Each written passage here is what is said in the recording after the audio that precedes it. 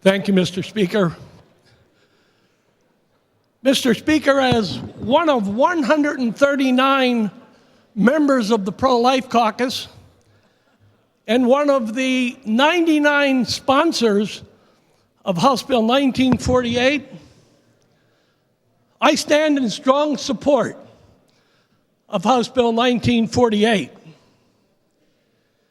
In order to tell you why I support this bill, I want to tell you a story. It's a true story, a story that was relayed to me by a good friend that many of you in this chamber know. My friend's wife was in the 6th week of her pregnancy when she was involved in a car accident. It's important to remember this as I go through this story. This was in the 6th week of her pregnancy. She was in a car accident.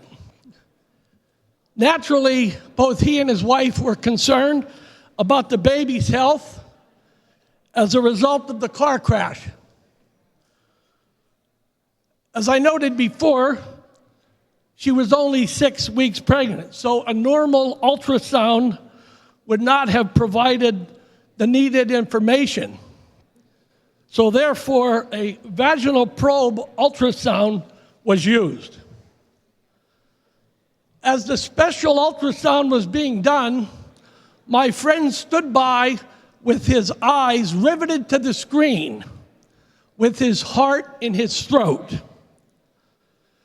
As he looked at the screen, he saw what he described as a very rapid, tiny flutter.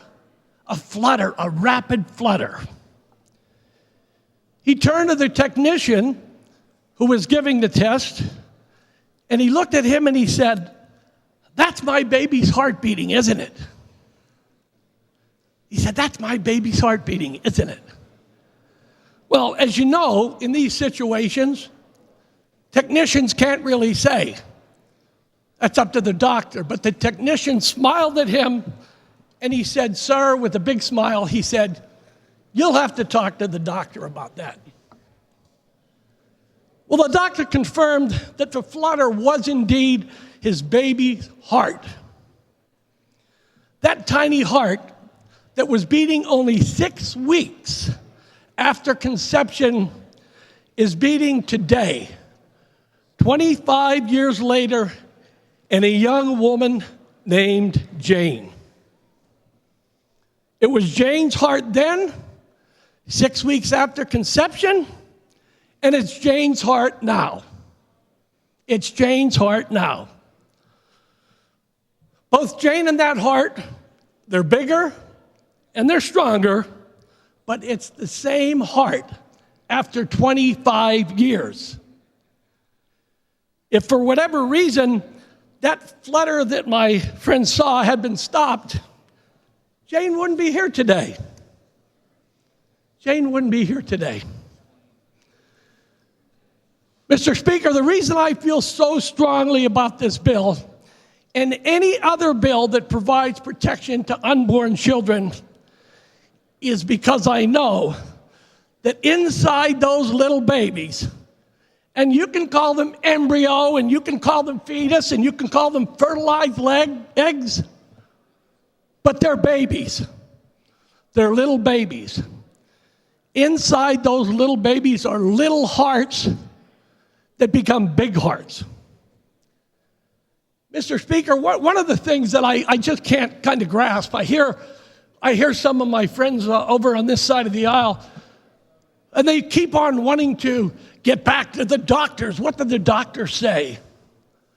I find that rather interesting because when we were making the argument on medical marijuana that this was something that the medical society, that they were opposed to medical marijuana, one of my friends on the other side said something that shot into my mind. He said, "Jerry, being a doctor doesn't make you an expert on what's right and what's wrong."